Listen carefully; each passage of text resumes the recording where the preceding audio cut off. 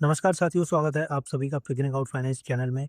दोस्तों, यह है part 8 SBI circle based officer interview के लिए।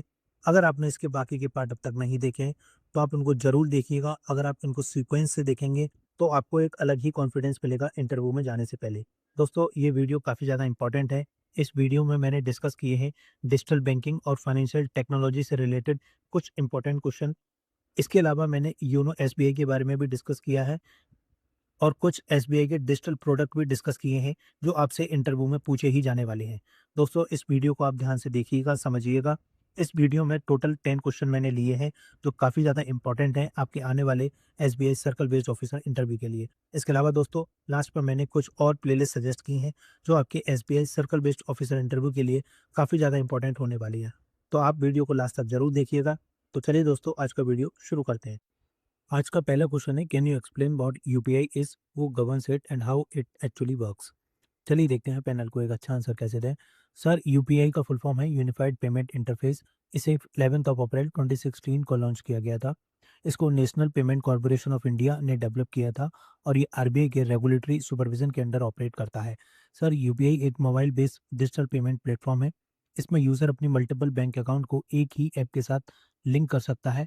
पेमेंट करने के लिए हमें बैंक अकाउंट नंबर या आईएफएस कोड शेयर करने की ज़रूरत नहीं होती। हमें सिर्फ वर्चुअल पेमेंट एड्रेस यानी यूपीआई आईडी का यूज़ करके इंस्टेंट पेमेंट कर सकते हैं। यूपीआई का सबसे बड़ा एडवांटेज ये है कि ये 24/7 काम करता है। इसके through person to person payment भी हो सकता है और मर्चेंट पेमेंट भी इजीली किया जा सकता है। ट्रांजैक्शन रियल टाइम में होता है और काफ़ी सिक्योर भी होता है। सर, अगर रीसेंट परफॉर्मेंस की बात करें तो फाइनेंशियल ईयर 25-26 में यूपीआई ने 24,162 करोड़ से ज़्यादा ट्रांजैक्शन प्रोसेस किए, जिनकी टोटल वैल्यू लगभग 314 लाख करोड़ रुपीस थी। आज यूपीआई इंडिया के अराउंड 85% डिजिटल ट्रांजैक्शन को पावर करता है और ग्लोबली भी लगभग 50% रियल टाइम पेमेंट में इसका कंट्रीब्यूशन है। सर, यूपीआई की इंटरनेशनल प्रेजेंस भी काफ़ी रैपिडली ग्रो हुई है। ये अब यूएई, सिंगापुर, फ्रांस और भूटान जैसे टोटल 8 कंट्रीज में लाइव है। इस वजह से इंडिया को डिजिटल पेमेंट के फील्ड में ग्लोबल लीडर माना जा रहा है। नेक्स्ट क्वेश्चन है, as a banking professional how would you explain UPI 123 pay and its role in promoting financial inclusion across India. चलिए देखते हैं पैनल को एक अच्छा आंसर कैसे दें। सर, यूपीआई 123 पे को 8 मार्च 2022 को लॉन्च किया गया था। आरबीआई ने इन कोलैबोरेशन विद एनपीसीआई। इसका मेन ऑब्जेक्टिव था उन लोगों को डिजिटल पेमेंट सिस्टम से कनेक्ट करना जो स्मार्टफोन या इंटरनेट यूज़ नहीं करते। स्पेशली इंडिया के लगभग 40 करोड़ फीचर फोन यूज़र को ध्यान में रखते हुए इस प्लेटफॉर्म को डिज़ाइन किया गया है। सर, इसमें पेमेंट करने के 4 सिंपल मेथड दिए गए हैं, जैसे आईबीआर कॉल के थ्रू, मिस कॉल फैसिलिटी के थ्रू, ऐप बेस्ड फंक्शनलिटी और साउंड बेस्ड टेक्नोलॉजी के थ्रू। और सभी ट्रांजैक्शन यूपीआई पिन से सिक्योर्ड होते हैं, इसलिए सेफ्टी भी मेंटेन रहती है। सर, अक्टूबर 2024 में इसका पर ट्रांजैक्शन लिमिट 5,000 रुपीज़ से बढ़ाकर 10,000 रुपीज़ कर दिया गया था और डेली लिमिट 1 लाख रुपीज़ रखी गई है। इससे इसका प्रैक्टिकल यूज़ और भी बढ़ गया है। मेरे अकॉर्डिंग यूपीआई 123 पे फाइनेंशियल इंक्लूजन के लिए एक बहुत इंपॉर्टेंट इनिशिएटिव है, क्योंकि इसके through farmers, rural house hold, small shopkeeper और इंटरनेट एक्सेस ना रखने वाले लोग भी डिजिटल इकोनॉमी का पार्ट बन पा रहे हैं। सर, ओवरऑल यूपीआई 123 पे इंश्योर करता है कि डिजिटल पेमेंट का बेनिफिट सिर्फ स्मार्टफोन यूजर तक लिमिटेड ना रहे, बल्कि हर सिटीजन तक पहुंचे। ये इंडिया को कैश लाइट और फाइनेंशियल इंक्लूसिव इकोनॉमी बनाने की डायरेक्शन में एक स्ट्रॉन्ग स्टेप है। नेक्स्ट क्वेश्चन है, as a circle based officer in a semi urban और rural posting, how will you drive YONO app adoption among your customer. चलिए देखते हैं पैनल को एक अच्छा आंसर कैसे दें। Sir, as a circle based officer rural और सेमी अर्बन एरियाज में योनो अडॉप्शन को मैं अपनी इंपॉर्टेंट प्रायोरिटी रखूंगा। सबसे पहले मैं ग्राम पंचायत मीटिंग, एसएचजी मीटिंग और लोकल मार्केट में अवेयरनेस कैंप ऑर्गेनाइज करूंगा। वहां पर रीजनल लैंग्वेज में लाइव डेमोन्स्ट्रेशन दूंगा, ताकि कस्टमर इजीली समझ सकें कि योनो यूज़ कैसे करना है। सर, एसबीआई ने रिसेंटली योनो 2.0 लॉन्च किया है, जो बजट स्मार्टफोन पर भी स्मूथली काम करता है। इवन लो इंटरनेट कनेक्टिविटी में भी रूरल कस्टमर के लिए ये एक बहुत बड़ा एडवांटेज है।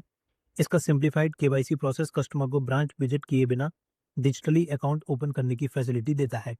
मैं बिजनेस करेस्पॉन्डेंट को भी योनो एम्बेसडर की तरह ट्रेन करूंगा, ताकि वो लोकल लेवल पर कस्टमर को गाइड कर सकें। साथ ही मैं specially Jan Dhan account holder, farmer और एमएसएमई ओनर को टारगेट करूंगा और उन्हें प्रैक्टिकल बेनिफिट दिखाऊंगा, जैसे इंस्टेंट लोन, यूपीआई पेमेंट और digital banking convenience.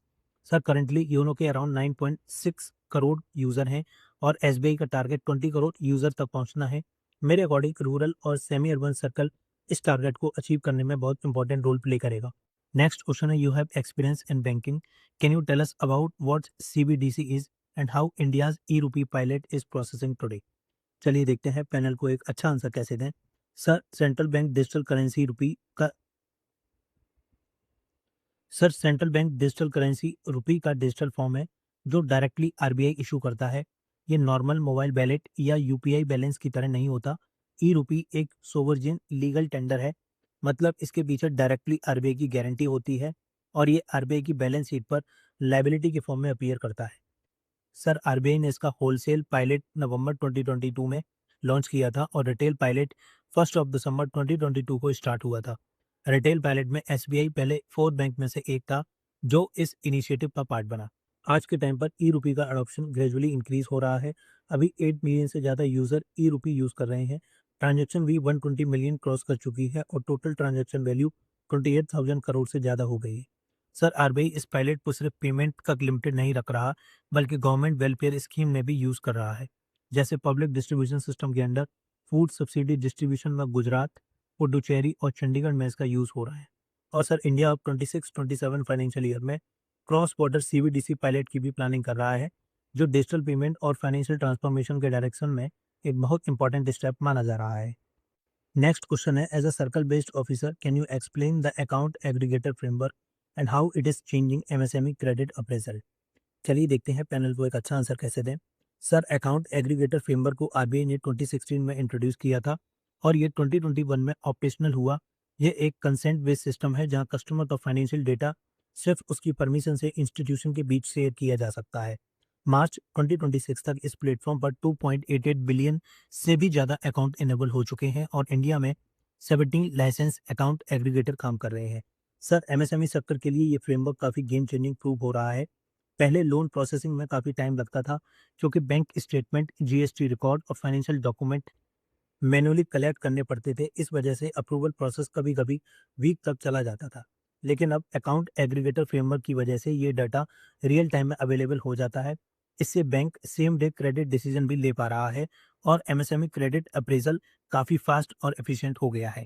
Sir half of financial year 26 में इस फ्रेमवर्क के through around rupees 1.47 lakh crore का डिसबर्सल फैसिलिटेट हुआ है अक्रॉस 1.5 करोड़ अकाउंट।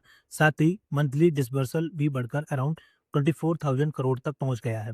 सर अगर मुझे एसबीआई में सीबीओ के रूप में काम करने का मौका मिलता है तो मैं इस फ्रेमवर्क का एक्टिवली यूज़ करूंगा ताकि एमएसएमई लोन अप्रेजल को फास्ट ट्रैक किया जा सके और ज़्यादा से ज़्यादा स्मॉल बिजनेसेस को फॉर्मल बैंकिंग सिस्टम से कनेक्ट किया जा सके। नेक्स्ट क्वेश्चन है, how does SBI protect its customer in the digital space and what immediate step will you take as a CBO when a customer reports a cyber fraud at your branch. चलिए देखते हैं panel को एक अच्छा answer कैसे दें। Sir SBI के लिए साइबर सिक्योरिटी एक बहुत इंपॉर्टेंट प्रायोरिटी है। बैंक ने अपना cyber security centre of excellence establish किया हुआ है जहां डिजिटल सिक्योरिटी को कंटिन्यूसली मॉनिटर और स्ट्रेंथन किया जाता है। इसके अलावा एसबीआई ने दिसंबर 2025 में यूनो 2.0 भी लॉन्च किया है जिसमें एडवांस सिक्योरिटी फीचर दिए गए हैं जैसे multi factor authentication, device binding और एसबीआई ऑथेंटिकेटर ऐप। ये सब फीचर डिजिटल ट्रांजैक्शन को ज़्यादा सिक्योर बनाते हैं। Sir SBI regular cyber awareness campaign भी चलाता है ताकि कस्टमर ऑनलाइन फ्रॉड और स्कैम से अवेयर रहें। अगर ब्रांच में कोई कस्टमर साइबर फ्रॉड रिपोर्ट करता है तो एज अ सीबीओ मेरी प्रायोरिटी होगी कि मैं इमीडिएटली एक्शन लूँ। सबसे पहले मैं कस्टमर को 1930 साइबर हेल्पलाइन पर कॉल करने और cybercrime.gov.in पोर्टल पर कंप्लेंट रजिस्टर करने के लिए गाइड करूंगा। उसके बाद मैं अफेक्टेड अकाउंट या कार्ड को इमीडिएटली ब्लॉक करवाने की प्रोसेस इनिशिएट करूंगा ताकि फर्दर लॉस को रोका जा सके। मैं एसबीआई ग्रीवेंस पोर्टल पर कंप्लेंट लॉन्च करूंगा और कस्टमर से रिटर्न एप्लीकेशन भी कलेक्ट करूंगा। साथ ही मैं कस्टमर को आरबीआई कस्टमर प्रोटेक्शन गाइडलाइन के बारे में भी बताऊंगा। अगर फ्रॉड 3 वर्किंग डेज के अंदर रिपोर्ट किया जाता है तो कस्टमर को फुल प्रोटेक्शन मिल सकता है और अगर फ्रॉड अमाउंट 1 लाख से ज़्यादा है तो मैं कस्टमर को साइबर पुलिस स्टेशन में एफआईआर फाइल करने की भी एडवाइस दूंगा। सर मेरा अप्रोच एज अ सीबीओ हमेशा ये रहेगा, एक्ट फास्ट, कस्टमर को कॉन्फिडेंस देना और प्रॉपर बैंकिंग प्रोसीजर को फॉलो करना। नेक्स्ट क्वेश्चन है, RBI has been actively deploying AI based tool like MuleHunter.ai and is developing the digital payment intelligence platform. As a branch officer, how would you see your role in supporting these fraud prevention initiative? चलिए देखते हैं panel को एक अच्छा answer कैसे दें। Sir आज के टाइम पर डिजिटल बैंकिंग बहुत फास्ट ग्रो कर रही है, लेकिन उसके साथ डिजिटल फ्रॉड भी काफ़ी इंक्रीज हुए हैं। फाइनेंशियल ईयर 24-25 में बैंकिंग फ्रॉड्स का अमाउंट लगभग 36,000 करोड़ रिपोर्ट हुआ था और डिजिटल पेमेंट फ्रॉड का शेयर भी काफ़ी हाई था। इसी चैलेंज को टैकल करने के लिए आरबीआई ने म्यूल हंटर डॉट एआई जैसे एआई बेस्ड टूल डेवलप किया है। ये टूल स्पेशली म्यूल अकाउंट को आइडेंटिफाई करने में हेल्प करता है, जिनको फ्रॉडस्टर इलीगल फंड ट्रांसफर के लिए यूज़ करते हैं। इसके अलावा RBI digital payment intelligence platform भी डेवलप कर रहा है, जिससे रियल टाइम फ्रॉड डिटेक्शन और मॉनिटरिंग और स्ट्रॉन्ग हो सके।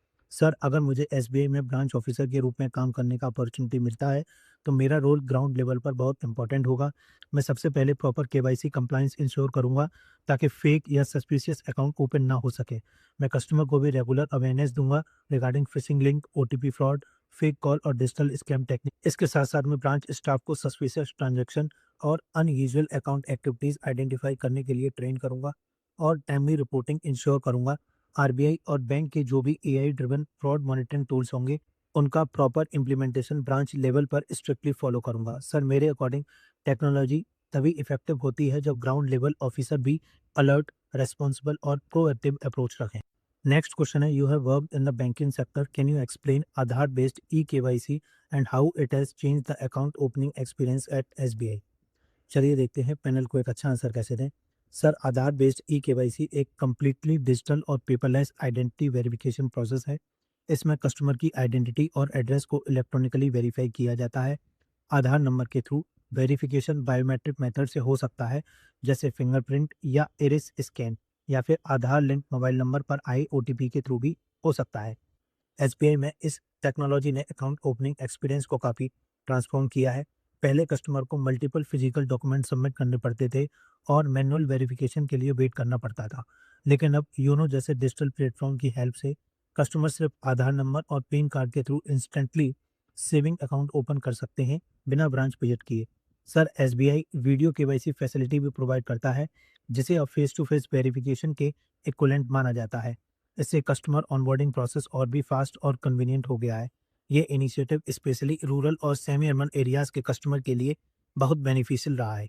बैंकिंग सर्विसेज अब ज़्यादा एसेसेबल, इंक्लूसिव और सिक्योर बनी हैं।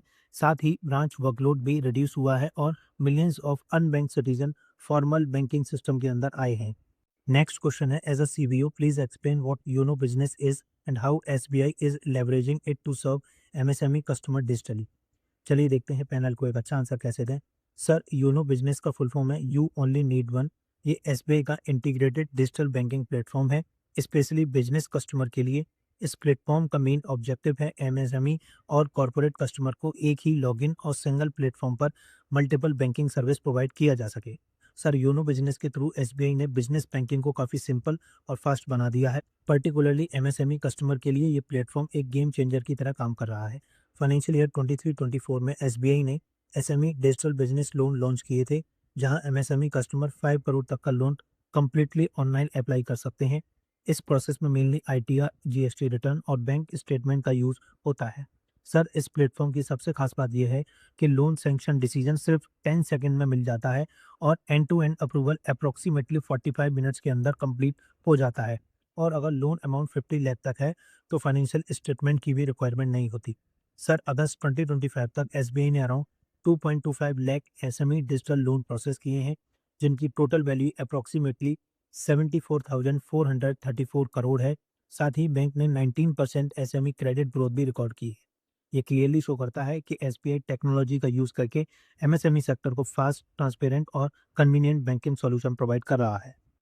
आज का लास्ट क्वेश्चन है, the digital rupee has been in the news lately, can you tell us what exactly it is and how it is different from UPI. चलिए देखते हैं पैनल को एक अच्छा आंसर कैसे दें। सर डिजिटल रुपी इंडिया की सेंट्रल बैंक डिजिटल करेंसी है, जो डायरेक्टली आरबीआई के द्वारा इशू की जाती है। सिंपल वर्ड में बोलें, ये फिजिकल रुपी का डिजिटल फॉर्म है। जैसे हम फिजिकल कैश वॉलेट में रखते हैं, वैसे ही ई रुपी एक सिक्योर डिजिटल वॉलेट में मोबाइल फ़ोन के थ्रू स्टोर होता है। सर इसका मेन डिफरेंस यूपीआई से समझना बहुत इंपॉर्टेंट है। यूपीआई एक्चुअली एक पेमेंट सिस्टम है जो एक बैंक अकाउंट से दूसरे बैंक अकाउंट में मनी ट्रांसफ़र करता है। लेकिन ई रुपी खुद मनी है। इसमें transaction directly wallet to wallet होता है और हर ट्रांजैक्शन के लिए बैंक अकाउंट की नीड नहीं होती।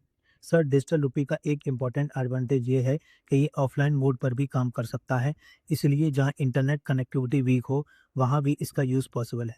इसके अलावा ई रुपी प्रोग्रामेबल भी है, मतलब गवर्नमेंट टारगेटेड वेलफेयर पेमेंट या specific purpose payment efficiently transfer कर सकता है। सर मार्च 2026 तक अराउंड 771.7 करोड़ रुपीस का ई रुपी सर्कुलेशन में है और 15 बैंक रिटेल पायलट में पार्टिसिपेट कर रहे हैं, जिसमें एसबीआई भी इंक्लूडेड है through it's E rupee by SBI application. दोस्तों आज की वीडियो में इतना ही। उम्मीद है वीडियो पसंद आई होगी। दोस्तों जैसा मैंने बताया था, मैं कुछ प्लेलिस्ट सजेस्ट करूंगा। सबसे पहले आप ये प्लेलिस्ट सेव कर लीजिएगा। जितनी भी SBI circle based officer related videos आएंगी वो आपको इसी प्लेलिस्ट में मिलेंगी। इसके अलावा दोस्तों ये आप शॉर्ट वीडियो की प्लेलिस्ट इसको भी सेव कर लीजिएगा। इन शॉर्ट वीडियोस में मैं वो न्यूज़ कवर कर रहा हूँ जो एसबीआई से रिलेटेड है, जो आपके SBI circle based officer interview के लिए काफ़ी इंपॉर्टेंट होने वाली है और हो सकता है आपसे इनमें से कुछ न्यूज़ पूछे भी जाएँ इंटरव्यू में। इसके अलावा दोस्तों अगर आपको लगता है आपको बैंकिंग और फाइनेंशियल टर्म्स आते हैं बट आप पैनल के सामने एक्सप्लेन नहीं कर पाते, तो ये शॉर्ट वीडियो बैंकिंग और फाइनेंशियल टर्म की बहुत इंपॉर्टेंट है आपके लिए। आप इन वीडियो को देखिएगा। इनमें मैंने पैनल स्टाइल में बताया है कि कैसे आपको एक इफेक्टिव आंसर पैनल के सामने देना चाहिए, जिससे आपको इंटरव्यू में एक अलग ही एज मिले और आपको ज़्यादा से ज़्यादा मार्क्स मिले। दोस्तों अगर आपकी कोई क्वेरी हो या सजेशन हो या आप चाहते हो कि मैं कोई स्पेसिफिक क्वेश्चन कवर करूं आपके आने वाले इंटरव्यू के लिए, तो आप मुझे डायरेक्ट मैसेज कर सकते हैं इंस्टाग्राम या टेलीग्राम पर। तो चलिए दोस्तों आज की वीडियो में इतना ही। Thanks for watching and all the best for your interview.